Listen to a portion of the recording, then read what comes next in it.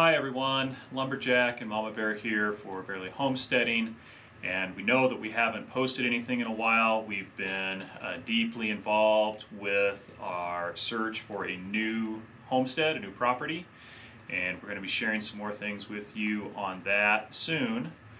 But we wanted to close out last year, 2021, and talk about what we were able to produce and give you a comparison to 2020. All right, so here is what we have for this year, or for last year, 2021.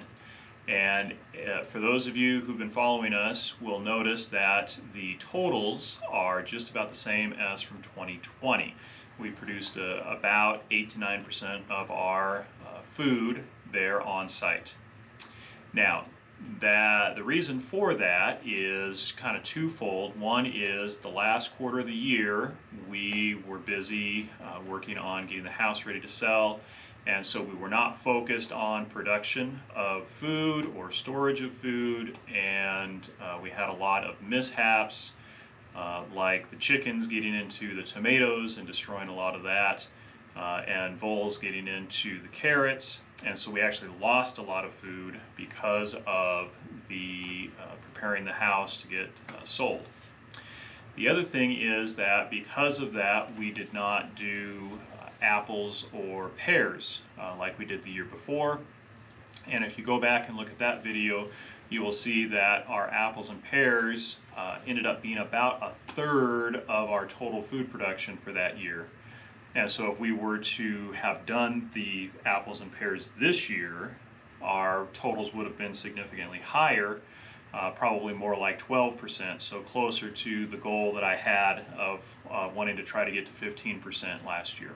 So either way, we did not get to our 15% goal, but that is why our production was more like 2020 and not significantly higher. Yeah, the whole last half of the year almost, we kind of started the process to sell our house seriously in August. And that really hit into the whole harvesting and preserving of food, and it definitely changed the way that we were thinking about doing things and performing on the homestead. Yep, definitely. So when we look at some of the details, the big winner this last year were turkeys. They were definitely the most productive of anything that we did. We had some really big turkeys, and looking at the numbers, you know, we had almost 130 pounds of turkeys that we produced after processing, and that ended up being like a quarter to a third of our total production for last year. So our turkeys were a big income for us. Even with the feed and everything, that is definitely something that would be worth doing again just because they were such big producers.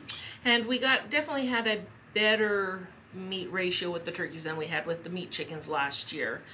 And I think that in the future we will probably continue with the turkeys rather than doing the meat chickens.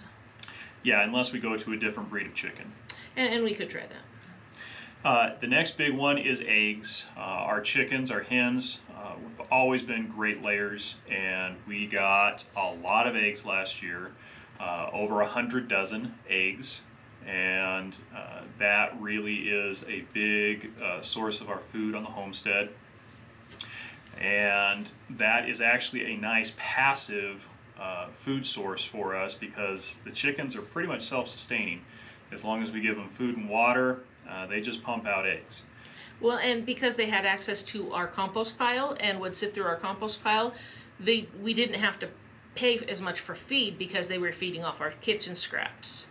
And so that was nice. Yeah. So our hens, you know, after the cost of actually purchasing the hens with the feed, they're basically a profit or maybe net even with the eggs that they bring in versus the feed that we give them. And that tally for the eggs doesn't include most of November or December either, because at that point we were leaving the homestead and the other people were taking over, and the chickens stayed there. They took the chickens along with the house. And so that's really only about 10 and a half months worth of eggs. Yeah. So in the garden, our breakout hit of the garden this year were tomatoes. We finally, after 3-4 years of trying, cracked the tomato code at our 8,000 feet of elevation, and the secret is, no surprise, greenhouses.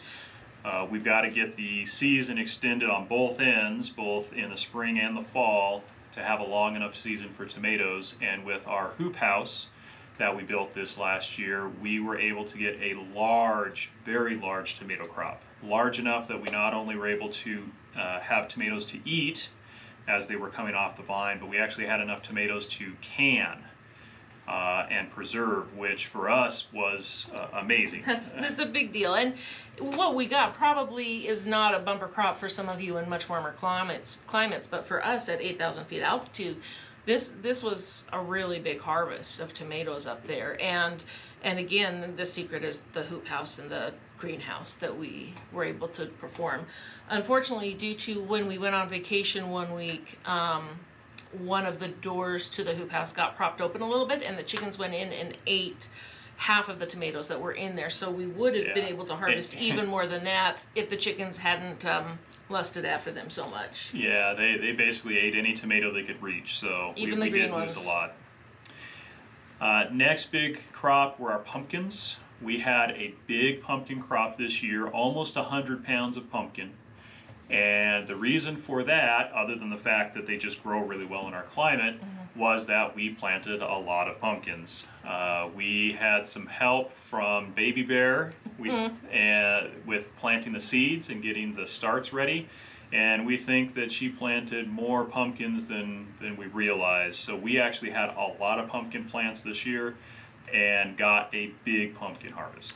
And part of the concern, or part of the issue was, last year when I dried the pumpkin and the squash seeds, I think they were a little too close and they ended up cross-contaminated, because one bed that was supposed to be squash ended up being half pumpkin, and we did not get a lot of squash because of that. Yeah, our crop was really low this year. And that was just because we didn't have as many plants planted.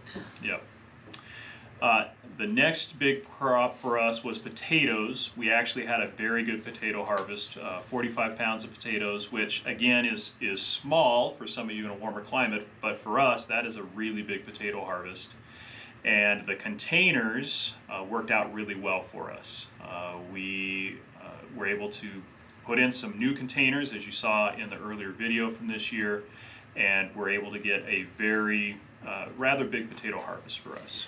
Some of the containers actually had problems with drainage, and we could have got a bigger harvest if we had realized that earlier in the season. But potatoes really do not like wet soil. They need well-drained soil, and we did not quite manage that. We overwatered them basically. So that is on our list of things to work on for next year. Yep. Another crop that we actually were able to do rather well on this year was peppers. Again, because of the hoop house, we're able to extend the season, and we actually had some fairly decent pepper plants. We had a few different varieties, and all of them, for the most part, did pretty well. And so extending that season for us were able to allow us to grow some warmer weather crops, and peppers are one of those crops that we really enjoy, and we're glad to be able to grow quite a bit more of those. On the colder crops, our green beans did very well this year. We got over 13 pounds of green beans, which is a pretty good crop, and cold weather, so they do well in our climate already. And then our carrots are also a cold weather crop that did rather well. Now our carrot crop was only 27 pounds, and that is due to the fact that we lost a lot of carrots at the end of the season because the voles got into the garden and ate the bottom halves of the carrots. And so we lost a lot of our carrot crop due to that. Again, had we been around more and been more attentive in the garden, we probably would have realized that sooner and would have been able to save a lot more.